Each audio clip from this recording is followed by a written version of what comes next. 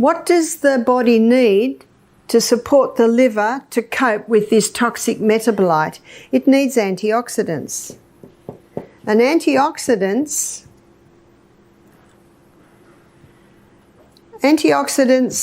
they basically mop up the free radicals, these free radicals. So what are the most potent antioxidants? Beta-carotene. Beta-carotene is found in all your orange and your green coloured vegetables. Have you noticed that every juice we give you is either green or orange or red? So we're supplying high beta-carotenes to you. Hello, I'm Barbara O'Neill. Today we're tackling an important topic that affects many people, fatty liver disease. With rising rates of this condition, understanding how your diet impacts your liver health has never been more crucial. Did you know that nearly 25% of adults worldwide are affected by fatty liver disease, often without even knowing it? The good news is that making informed food choices can help reverse or prevent this condition. In this video, we'll highlight specific foods you should avoid to protect your liver and, more importantly, share delicious, nutritious foods that can support your liver health. As a thank you for joining me today, we're giving away 100 free copies of my best-selling book to subscribers. So if you haven't yet, hit subscribe, like this video, and comment why you want to win. So what I want to do before I show you what the liver's doing today, I want to show you what it does with everything that comes into the body. So environmental poisons coming into the body, everything goes straight to the liver. And if it's toxic, the liver says, whoa, nasty guy, wrap him up in fat and store him. And if the liver looks at it and says, no, we can break that down to a state that can be easily released, that is what it will do. What about food? Let me show you what it does with the food that comes in. And never in the history of mankind have human beings eaten so many carbohydrates. So we're going to do a carbohydrate assessment. And I want you to tell me what most Americans had for breakfast this morning. Yeah, toast. So here we've got bread. Cereal's a very popular one. One lady said egg. Sorry, no one cooks anymore. Is that right? Donuts. Donuts. Surely not. And we talked about the healthiest part of the donut, didn't we? Which is the hole in the middle. So we'll say for the donuts, the cakes, you call them biscuits. Do you know what we call biscuits? Cookies. So when we see a sign that says biscuits and gravy, we're thinking, oh, these Americans are strange people. They put gravy on their cookies. But I realise that I think your biscuit is like a scone, like a roll or something like that. So I'm just going to say cakes, etc. So this takes into consideration the donuts, the biscuits, the cakes, the pastries, the pies, all of that. And pizza. When I was a little girl, I didn't know what a pizza was. I don't think I knew what a pizza was till I was about 20. So I'm a baby of the 50s, 60s, so they weren't really around then. Same with pasta. I don't think there's a home today that doesn't have pasta. Would that be right? And rice is another carbohydrate. Potatoes. That's a high carbohydrate food. And last and certainly least in nutritive value is the pure crystallized acid that's extracted from the sugarcane plant. Now, would you agree with me, students, that Americans have become high carbohydrate consumers? Yes. Now, I say become because I don't think anyone chose to eat this way. The foods we consume, especially those high in carbohydrates and sugars, can have a significant impact on liver health, often leading to conditions like fatty liver disease. When we eat excessive amounts of carbohydrates, particularly refined ones, our bodies convert them into glucose. This glucose is used for immediate energy or stored as glycogen in the liver. However, the liver has a limited capacity for glycogen storage. Once this storage is full, the liver converts the excess glucose into fat through a process known as de novo lipogenesis. As we continue to consume high-carb foods, especially processed ones like white bread, pastries, sugary cereals and soft drinks, the liver becomes overwhelmed. This surplus of glucose prompts the liver to produce more fat, leading to an accumulation of triglycerides within liver cells. Over time, this buildup can result in non-alcoholic fatty liver disease, NAFLD, a condition characterized by the excessive fat deposition in liver cells not due to alcohol consumption. NAFLD can progress to more severe liver conditions such as non-alcoholic steatohepatitis, NASH, which involves inflammation and damage to liver cells. This condition is serious and can lead to fibrosis, cirrhosis, or even liver cancer if left untreated. The liver's ability to function properly diminishes as fat accumulates and inflammation develops. This affects its essential roles, such as detoxifying harmful substances, regulating blood sugar levels, and producing vital proteins.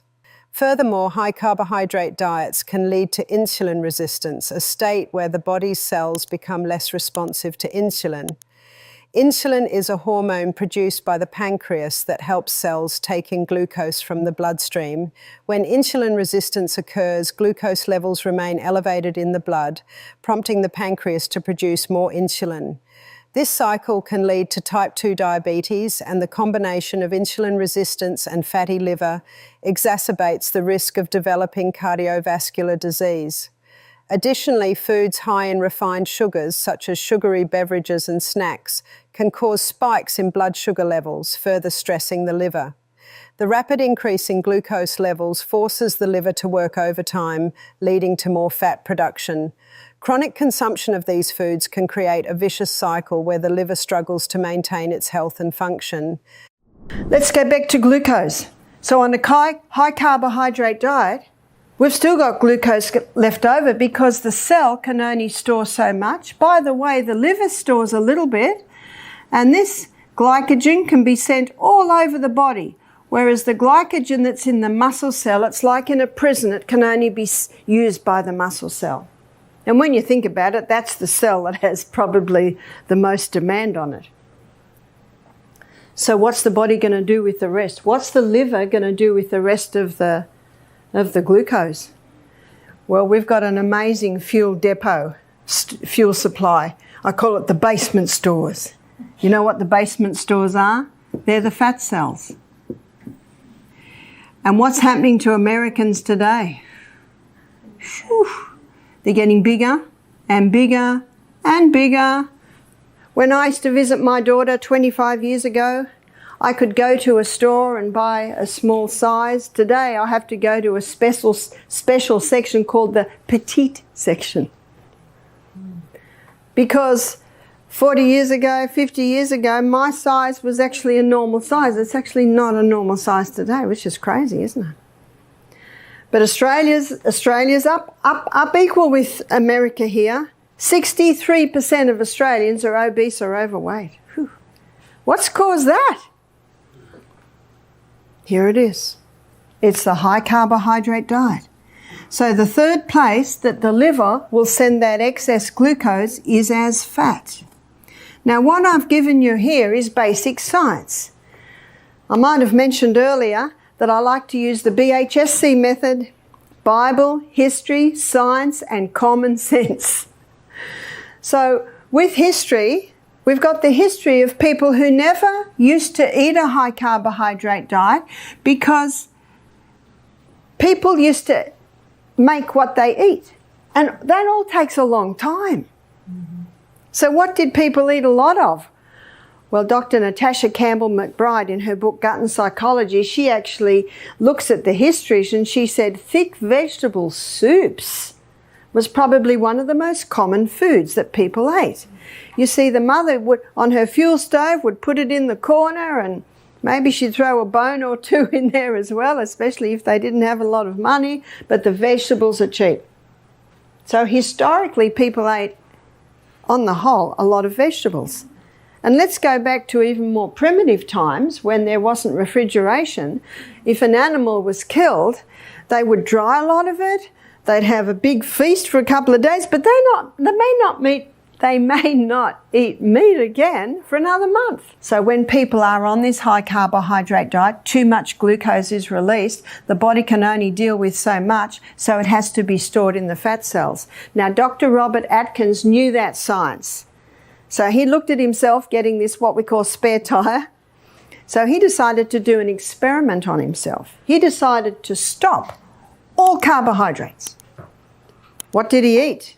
He ate a lot of vegetables, okay? And a lot of people don't realize that, with the exclusion of the potato. So he was eating a lot of fiber. And he knew also that the gastrointestinal tract needed to move through the next two food groups. He ate a lot of meat, butter, cream, cheese, eggs. So there was his protein. And meat, butter, cream, cheese, eggs was also supplying another food group, which was fat. Remember, he just experimented on himself. Few things happened. His weight just fell off. Why? Well, he's not supplying the quick-release glucose stores, and so his liver has to start breaking down his fat stores. It's called gluconeogenesis, creating glucose from the fat stores. He was never hungry. Why? Because these are the three food groups that keep the food in the stomach longer. Fibre binds up the glucose and it slowly releases it. Protein, well, protein's broken down specifically in the stomach. And fat, it coats the food a little bit, so it takes a little bit longer to break down. That's good news because it means we don't have to be eating all day long. We can eat and forget about food for the next 5 or 6 hours. He had heaps of energy. Where's he getting his energy from if he's not giving this quick-release glucose foods? Well, as I mentioned, his liver breaks down his fat stores to give him the glucose, and his liver has the ability to break down protein and fat to give glucose. He had lots of energy, weight's falling off him, and he's never hungry. Has he found the perfect diet? Well, the 11 million people that it has been estimated has been helped by his diet agree. Number 1 on the New York Times best-selling list was 4 years running. You know what this information says? This man demands us to have a look. A healthy liver is crucial for overall well-being as it plays a key role in detoxifying the body, producing bile for digestion and storing essential nutrients. To support liver health, it's important to incorporate specific foods into your diet. One of the most beneficial foods for liver health is leafy greens. Vegetables like spinach, kale and arugula are rich in chlorophyll, which helps detoxify the liver by neutralizing heavy metals and chemicals. They also provide essential vitamins and minerals, supporting the liver's overall function. Cruciferous vegetables such as broccoli, cauliflower and Brussels sprouts are also excellent choices. These veggies contain compounds that enhance liver detoxification processes, promoting the elimination of toxins. They are high in fibre, which aids digestion and helps maintain a healthy weight, reducing stress on the liver.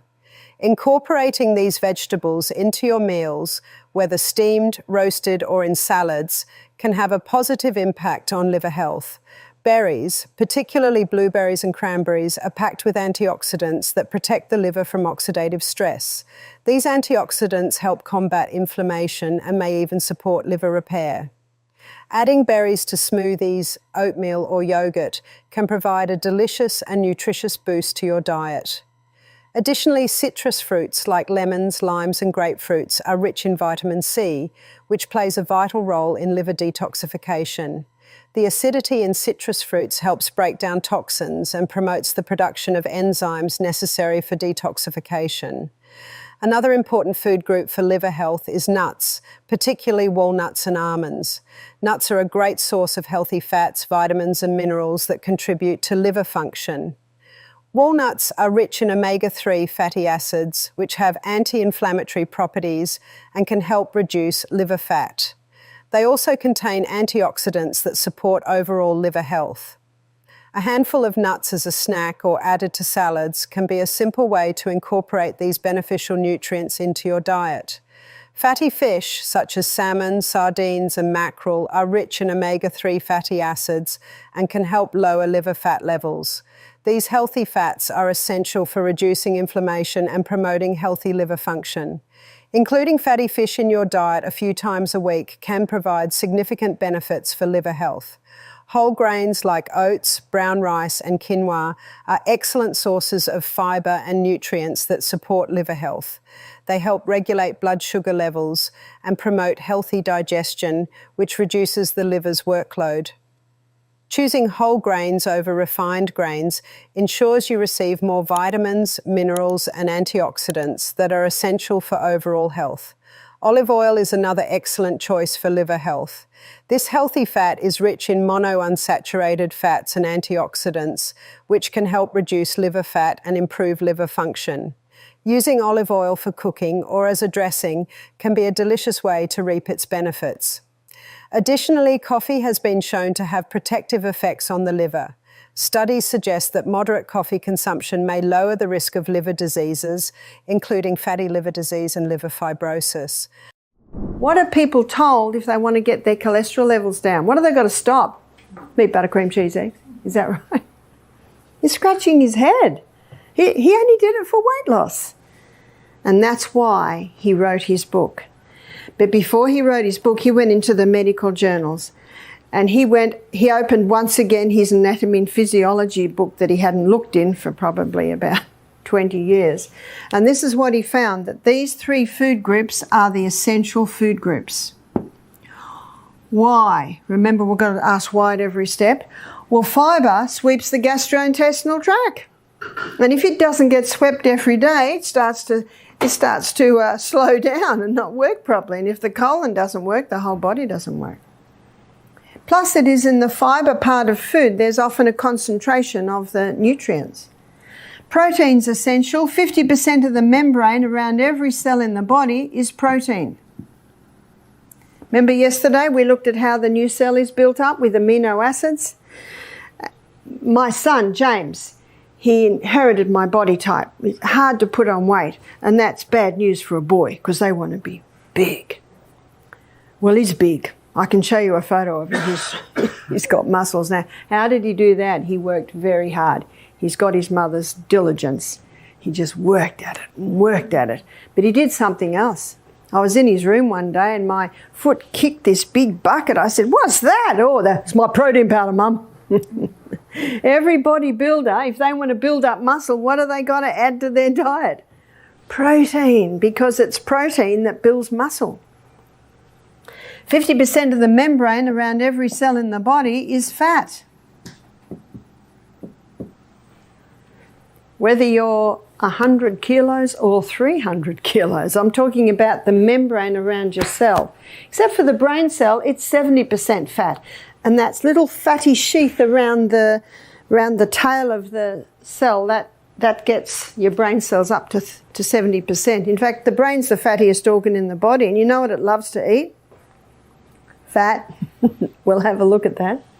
What Atkins found is that the non-essential food group is carbohydrates. This surprised him. Now let me define that. I'm not saying carbohydrates are bad. I'd be a fool to do that. We love them. We enjoy them. They're not bad. They only pose a problem when they're overdone and refined. Got that? Notice the 2 words, overdone, and surely on the high carbohydrate diet, it's a little bit overdone, isn't it? And refined, because most people that are on this diet, it's refined. But you can still overdo the unrefined carbohydrate. So because of that, your carbohydrate part of your meal is your negotiating part of the meal. And the negotiations change depending on your height, depending on your size, depending on your age, depending on your physical and mental output through the day. But probably most, it would depend on your health status.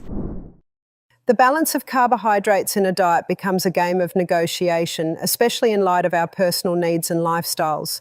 When it comes to carbohydrate consumption, there isn't a universal rule that fits everyone, and that's why Atkins suggested approaching them as negotiable. Some people may need more, especially if they're young, active, or have high physical or mental demands. Others may thrive with a lesser amount, especially if they're dealing with specific health conditions.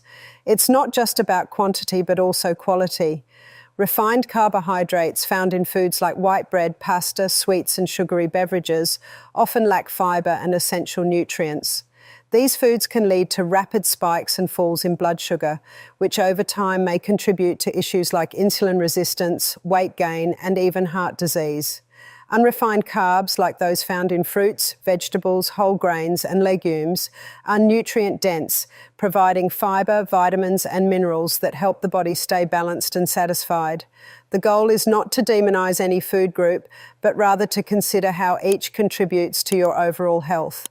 Atkins observed that by focusing more on protein and fat and adjusting carbohydrate intake, many people experienced better energy levels, mental clarity, and improved weight management.